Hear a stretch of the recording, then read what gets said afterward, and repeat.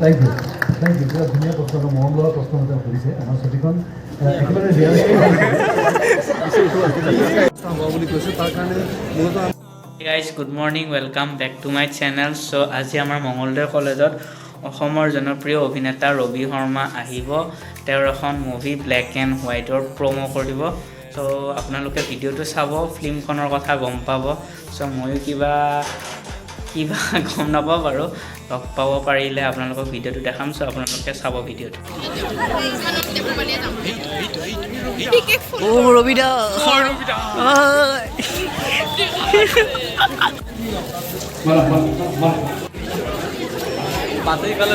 মাতি আছা খাং গুচাই তোৰ এই ৰহ ভাই ভিডিঅ' কৰি আছো ভাই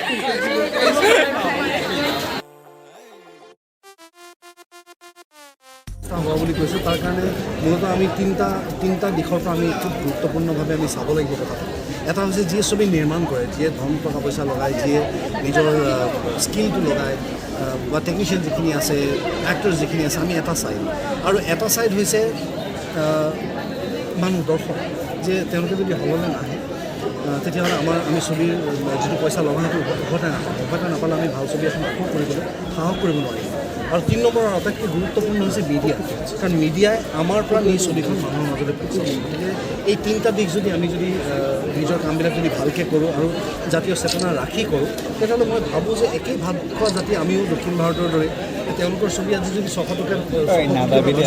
আমাৰ আমি 2 কোটি টকাৰ বাজেটটোকে বহুত বুলি কৈ থাকোঁ সেই দিনটো এটা সময় পাৰ হ'ব আৰু আমি ভাল ছবি কৰিবলৈ সক্ষম হ'ম কাৰণ কোৱালিটি ছবি ৰাখিবলৈ হ'লে আমি খৰচ কৰিবই লাগিব আৰু খৰচ কৰিবলৈ হ'লে মানুহ ভাললৈ যদি আমি আটাই মিলি যদি এই ছবি চোৱাটো যদি এটা অভ্যাসত পৰিণত কৰিব পাৰোঁ তেতিয়াহ'লে মই ভাবোঁ যে আমাৰ এই যিটো আজি ফলত এটা আমি গ্ৰ'থ দেখা পাইছোঁ এই গ্ৰ'থটো আগলৈ আৰু বাঢ়ি গৈ থাকিব আহিব দাদা আপোনালোকে আহিলে অন্তত সেই মাহত আপোনাক লগ পাম এই কথাটো অলপমান অন্তত চুই গ'ল যে হয় মই ছবিৰ প্ৰচাৰৰ কাৰণে নগ'লেও অন্তত মোক ভাল পোৱা মানুহখিনি যিখিনি মানুহে দূৰৰ পৰা মোক ভাল পাই থাকে মই তেওঁলোকক লগ পোৱাৰ সুযোগ খুব কম পাওঁ কাৰণ আমি ব্যস্ত হৈ থাকোঁ এনেকুৱা কি কয় আপোনাৰ ট্ৰেইলাৰ মুভিখন মই পৰহিয়ে ৰাতি চাইছোঁ ভাল লাগিছে ট্ৰেইলাৰটো চাই পেলাই কি কয় থ্ৰিলাৰ টাইপৰ হয় আপোনালোকে যে মুভিখন বনাইছে এইখনৰ নাম আপোনালোকে ব্লেক এণ্ড হোৱাইট কিয় দিছে থেংক ইউ ধুনীয়া প্ৰশ্ন মৰম লোৱা প্ৰশ্ন এটা সুধিছে আমাৰ ছবিখন একেবাৰে বনাইছে এইখনৰ নাম আপোনালোকে ব্লেক এণ্ড হোৱাইট কিয় দিলে থেংক ইউ ধুনীয়া ব্লেক এণ্ড হোৱাইট ক'লা আৰু বগা আমি জেনেৰেলি অতীজৰ পৰা চলি অহা এটা নিয়ম নে কি জানো কেনেকৈ চলি আহিছে যে আমি ক'লাটো সদায় বেয়াৰ লগত তুলনা কৰোঁ আৰু বগাটো ভাল বুলি কওঁ গতিকে ভাল দিশে যোৱাটো বগা বেয়া দিশে যোৱা মানুহটো ক'লা কিন্তু আমি যিমানত জানো বগা ক'লা হৈ চলিব পাৰোঁ কাৰণ বগা ক'লাটো মানি চলিবলৈ হ'লে বহুত কষ্ট হয় আমাৰ কাৰণ একেবাৰে প্ৰত্যেকটা কথা যদি আমি নিয়ম মানি চলিবলৈ হয় আমাৰ অসুবিধা হয় গতিকে আমি ধোঁৱা ৰংটো অলপমান সুবিধা পাওঁ কেতিয়াবা গ্ৰে শ্বেড এটাটো কাম কৰোঁ কিন্তু গ্ৰে শ্বেডৰ পৰা বেছি সময় বনালে ইণ্টাৰেষ্টিং নহ'ব কাৰণ গ্ৰে শ্বেডটোত অলৰেডি আমি কৈ দিয়াৰ নিচিনা হ'ব যে তুমি গ্ৰে শ্বেডত চলিলেই তোমাৰ ভাল হ'ব গতিকে লগত উপস্থিত হৈছে মই পোনপ্ৰথমে আমি এইখিনি সময়তে আমাৰ কাৰণে ৰৈ আছা ত' মই অলপ আগতে মিডিয়াৰ লগত তাকে কৈছিলোঁ যে আমি নাজানো ছবিখন কি হ'ব কি নহ'ব ছবিখন ব্যৱসায়িক দিশত সফল হ'ব নে নহয় কিন্তু এই যে মৰম এই মৰমটো আমাক বিশ্বাস দি থাকিব যে এইখনৰ পাছতো যাতে আমি আৰু বহুত ভাল কাম কৰি যাব পাৰোঁ ত' তোমালোকে মৰমটো কেতিয়াও নাপাহৰোঁ বহুত ধন্যবাদ তাৰ কাৰণে আৰু তোমালোকে আটাই জানা যে মই বৰ বিশেষ দীঘলীয়া নকৰোঁ কাৰণ আমাৰ সময় অলপমান নাটনি আছে আৰু তোমালোকে সোনকালে ঘৰলৈ যাব লাগে খোৱা বোৱা কৰা নাই মই গতিকে তোমালোকে আটাই জানা যে মই আচলতে ছবিৰ প্ৰচাৰৰ কাৰণে কলেজলৈ অহাটো বা স্কুললৈ অহাটো মই বৰ পচন্দ নকৰোঁ মই আগতে শুনিছা চাগে কেতিয়াবা ফেচবুকত তাৰ কাৰণটো এইটো যে মই নিবিচাৰোঁ যে স্কুলীয়া বা কলেজৰ পৰিৱেশত আহি আমি ছবিৰ প্ৰমোশ্যন কৰোঁ তেওঁলোকে যাতে নিজৰ যিটো কাম সেই কামটোৰ পৰা যাতে বিচলিত নহয় তাৰ কাৰণে মই অলপ আহিবলৈ টান পাওঁ কিন্তু যেতিয়া ফেচবুকত মই পালোঁ নহয় বিভিন্ন কামৰ প্লেনিং থাকে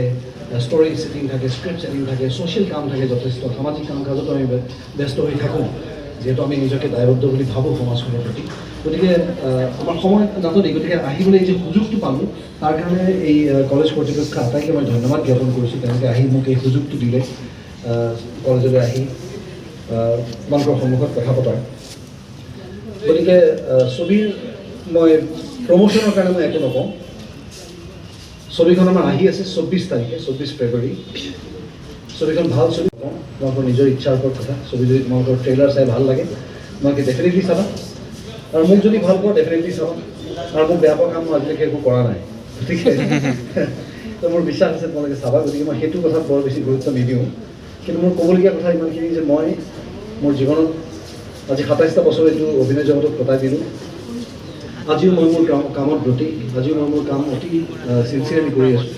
গতিকে তোমালোকৰ মাজত আজি যিখিনি মানুহে মোক লগ পাব, তোমালোকে যাক মই লগ নাপালোঁ তেওঁলোকক ক'বা যে মই আহিছিলোঁ। ব্লেক এণ্ড হোৱাইট মানে ক'লা আৰু বগা। আমি জেনেৰেলি অতীজৰ পৰা চলি অহা এটা নিয়ম নে কি জানো কেনেকৈ আমি ক'লাটো সদায় বেয়াৰ লগত তুলনা কৰোঁ আৰু বগাটো ভাল বুলি কওঁ। গতিকে ভাল দিশে যোৱাটো বগা, বেয়া দিশে যোৱা মানুহবোৰ ক'লা। কিন্তু আমি জীৱনত জানো বগা ক'লা হৈ চলিব পাৰোঁ, কাৰণ বগা ক'লাটো মানি চলিবলৈ হ'লে আমি বহুত কষ্ট হয় আমাৰ, কাৰণ একেবাৰে প্ৰত্যেকটা কথা যদি আমি নিয়ম মানি চলিবলৈ হয় আমাৰ অসুবিধা হয়। গতিকে আমি ধোঁৱা ৰংটোৰো অলপমান সুবিধা লওঁ, কেতিয়াবা গ্ৰে শ্বেড এটাতো কাম কৰোঁ, কিন্তু গ্ৰে শ্বেডৰ ওপৰত আমি চিনেমা বনালে ইণ্টাৰেষ্টিং নহ'ব, কাৰণ গ্ৰে শ্বেডটোত অলৰেডি আমি কৈ দিয়াৰ নিচিনা হ'ব যে তুমি গ্ৰে শ্বেডত চলিলেই তোমাৰ ভাল হ'ব। গতিকে দৰ্শকক আমি নিজে নিজে বিবেচনা কৰিবলৈ দিছোঁ যে ক'লা আৰু বগা দুটা দিশ আছে, দুইটাই নিজৰ নিজৰ ধৰণে কাম কৰে। ধোঁৱা ৰংটো দুইটাৰ দিশৰ পৰাই মানুহ আহি চোৱে, কিন্তু কাৰ ভাল হয় কাৰ বেয়া হয়, যিটো বস্তু আজি আমি অতীজৰ পৰা আমাৰ যিবোৰ পুৰণা গল্প আছে, কাহিনী আছে, ৰামায়ণৰ পৰা আৰম্ভ কৰি মহাভাৰতৰ পৰা আৰম্ভ কৰি প্ৰত্যেকখন ছবি, প্ৰত্যেকখন কিতাপ, প্ৰত্যেকখন উপন্যাস আমি সদায় এইটো বস্তু দেখুৱাওঁ যে ভাল মানুহৰ ভাল হয়, বেয়া মানুহৰ বেয়া হয়। অৱচেতন মনত এই চিন্তাৰ খোৰাকটো দিবলৈ কাৰণে আমি আমাৰ ছবিখনো আমি সেইধৰণে নামাকৰণ কৰিছোঁ যে ব্লেক এণ্ড হোৱাইট। তাত কোনটো চৰিত্ৰে কি কৰাৰ কাৰণে কি হয় সেইটো তোমালোকে গৈ চালেহে গম পাবা। গতিকে ব্লেক এণ্ড হোৱাইট সেইকাৰণে আমি নাম দিছিলোঁ তাত। বাকী তোমালোকে চাই ল'বা নিজে নিজে আৰু গম পাবা যে আমি কোনটো দিশে চলিব লাগে। কিন্তু মই বিচাৰিম তোমালোকে যাতে সদায় বগাটোৰ ফালে থাকা, বগাটোৰ ফালে থাকা, সেইটো চালে বেছি ভাল, সুবিধা হয়। সঁচাকৈ চলিলে সঁচাবিলাক চলে বাৰু মিউজিকেল বেকগ্ৰাউণ্ড থাকে, মিউজিকেল ছাপৰ্ট থাকে, পৰিৱেশ থাকে, যা তথাপিও ইচ্ছা কৰিছোঁ এতিয়া মই কৈ দিছোঁ ইয়াত। তাত মানে শেষত যিটো চৰিত্ৰক মই তাক ধৰা পেলাওঁ, তাক কওঁ মই তাকে বহুত পলিটিক্স কৰিলি, এতিয়া অলপ ৰেষ্ট কৰ, ডাঙৰকেইটা গুলি এটা মাৰোঁ, বেছি হাল্লা কৰে। থেংক ইউ ছ' মাছ, ইমান মৰম ভাল পোৱা হ'ল। Thank U.